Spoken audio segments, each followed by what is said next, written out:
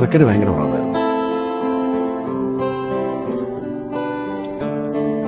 ആ ഗ്രൗണ്ടിൽ പോയി ആ പിച്ചിൽ പോയി വെറുതെ ബാറ്റൊക്കെ വീശി ഇങ്ങനെ നിൽക്കുന്നത് തന്നെ ഒരു എന്റർടൈൻമെന്റ്. വെറുതെ മണിക്കൂറുകളോളം ഐ മീൻ എത്ര മണിക്കൂർ വേണമെങ്കിലും അവിടെ എനിക്ക് നിൽക്കാൻ പറ്റില്ല. ആ ഗ്രൗണ്ട് എൻജോയ് ചെയ്യുന്നത്.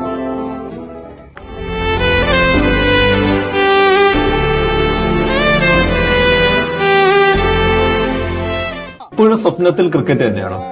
ക്രിക്കറ്റ് അത് വിട്ടുപോകില്ല.